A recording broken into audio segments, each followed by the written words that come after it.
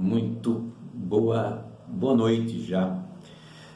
Pastor Genivaldo Tavares de Mello, em São Paulo, hoje dia 11 de outubro, véspera de feriado, 17 horas e 57, 18 horas, e o vídeo é o de número 127, cujo título temos aqui: A Incredulidade Mata.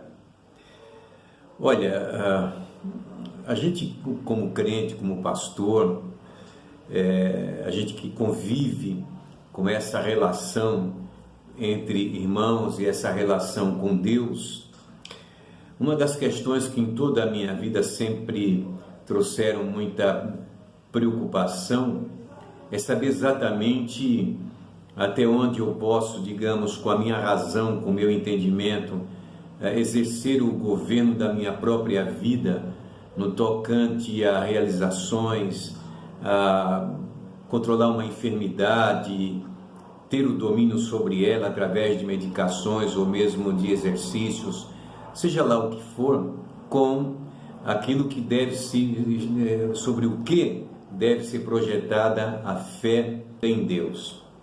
Porque a fé, e o autor da carta aos Hebreus, ele escreve que sem fé é impossível agradar a Deus, está lá em Hebreus 11:6, é preciso que aqueles que se aproximam creiam que Ele existe. E vocês sabem que todos nós temos a fé comum, a fé que nos aproxima por Cristo e em Cristo, temos a fé que nos faz despertar e manter esta esperança na vinda de Jesus, no arrebatamento da igreja. Isso não pode ser confundido com absolutamente nada. E a fé que muitas vezes a gente busca, precisa dela nos momentos difíceis da nossa vida. E nós temos na Bíblia, em toda a sua extensão, tanto no Antigo quanto no Novo Testamento, essa relação, essa dificuldade que o homem tem de exercitar a sua fé. E a gente sabe que tem pessoas como Abraão, por exemplo, que nunca titubeou na vida dele, principalmente no momento em que Deus havia pedido o seu filho, vai lá para Moriá, eu vou te dizer o que deves fazer, e Deus, o Senhor confessou para ele, pegou o garoto pela madrugada, o balde do jumento, pôs a lenha sobre o jumento, o cutelo, estava tudo em ordem, preparado para o sacrifício lá em cima de Moriá. Quando chegou até lá, ele disse para os seus servos: ficai aqui, porque eu e o garoto iremos ali adorar e tornaremos a vós. Ele sabia que pela ordem de Deus não ia voltar, era o sacrifício que ele tinha que oferecer.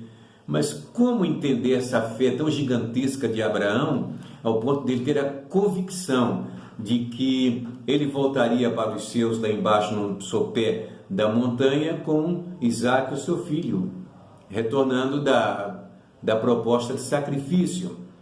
E nós vimos lá no monte como tudo aconteceu, que Abraão chegou até o último da intenção de fazer o que Deus tinha mandado, que quando ele vai descer o cutelo para imolar Isaque, a voz de Deus se faz ouvir: não toques no menino, porque agora eu sei que tu temes a Deus. E veja que Abraão, diferente de todos os demais personagens da Bíblia, ele foi, acredito que o que mais exercitou a sua fé.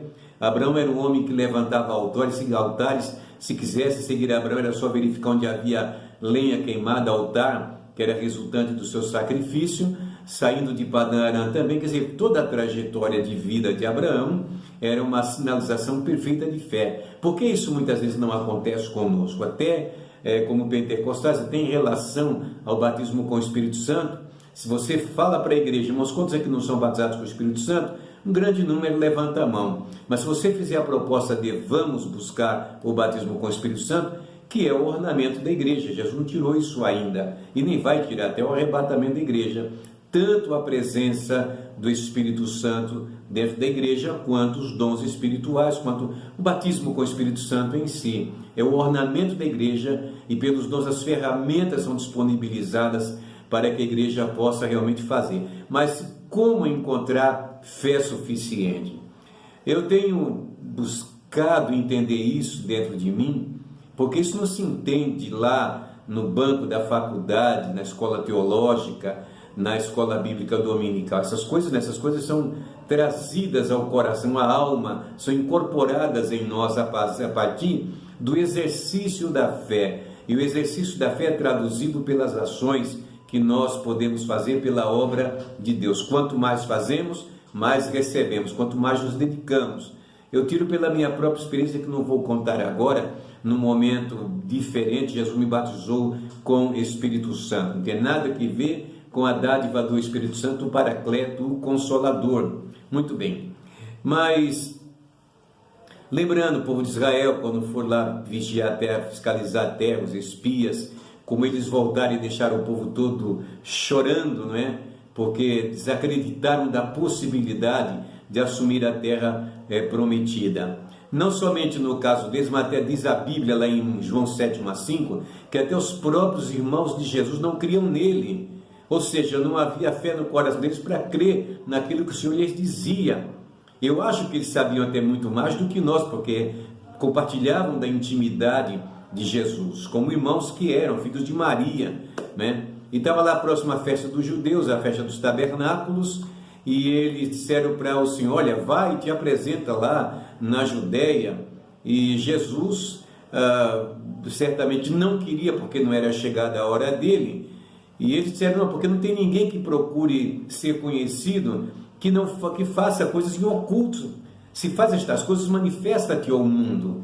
E diz a Bíblia, porque não mesmo eles não criam nele, então queriam prová-lo, foi tudo para provar o Senhor. Mas Jesus conhecia o coração deles, tudo bem, né? Temos aí o caso de muitos outros personagens que confiaram realmente no Senhor e obtiveram resultado. Às vezes nos deparamos com doenças da nossa vida, na nossa família, porque vivemos em um mundo doente e um mundo que cada dia mais acrescenta males que provocam doenças terríveis no ser humano. Vamos ao médico, ele nos receita medicações contínuas, temos que tomar sempre, como no meu caso, tenho pressão alta, não é? E eu tomo essa medicação para controle de pressão arterial.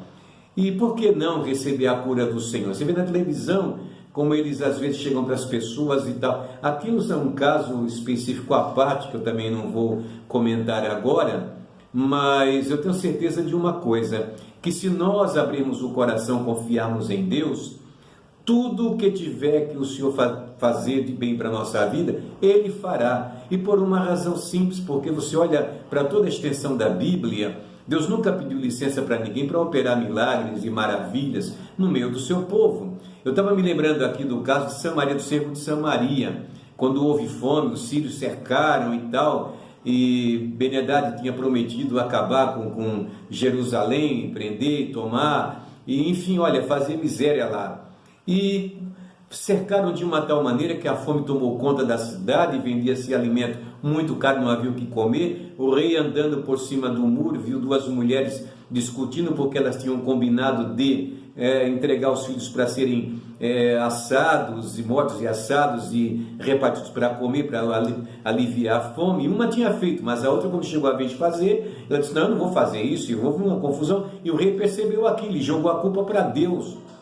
Porque sempre é assim, as pessoas erram, cometem erro, joga a culpa para Deus. Mas Eliseu mandou um recado, falou: amanhã nessa mesma hora vai ter muita comida, excesso de comida, fiquem tranquilos. Eliseu profetizou isto aí.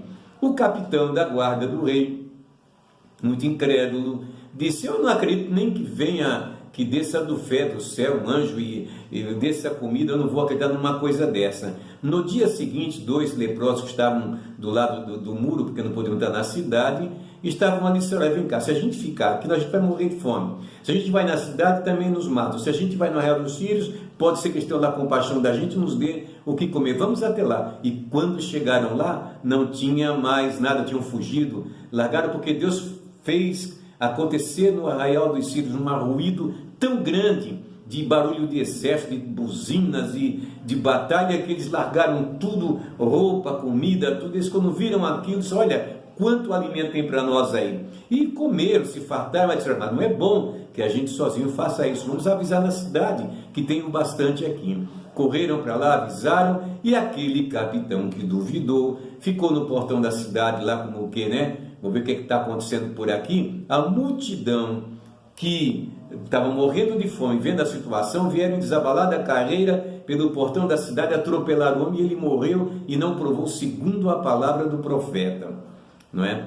Não é pecado tomar medicamento, não é pecado a gente cuidar da nossa saúde, da nossa vida, mas nas coisas mais difíceis, a mão de Deus sempre vem em nosso socorro. O que é importante é nós confiarmos em Deus em todo momento.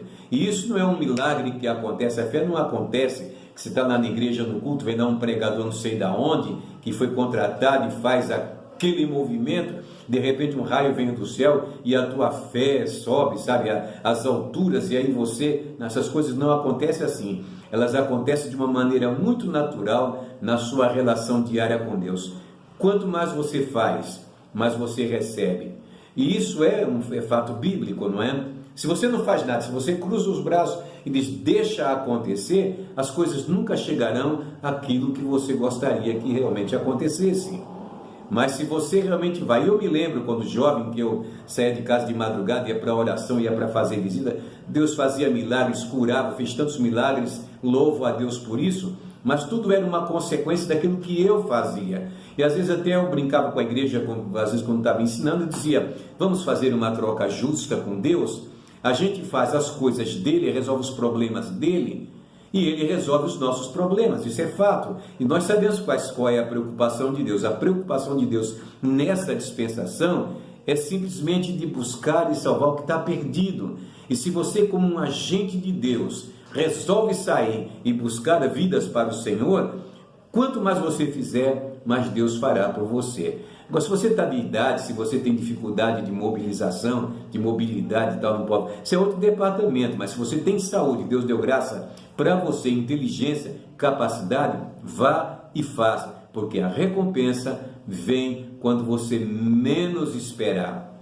Grande beijo e grande feriado. Feriado, mas feriado, sei que não vão trabalhar. Um grande abraço.